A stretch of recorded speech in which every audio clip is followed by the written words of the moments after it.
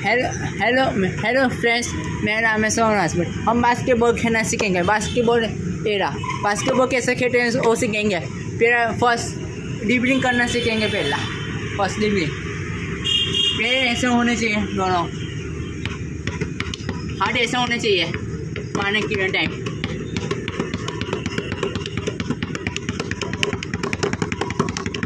Speed में dribbling करना है आपको।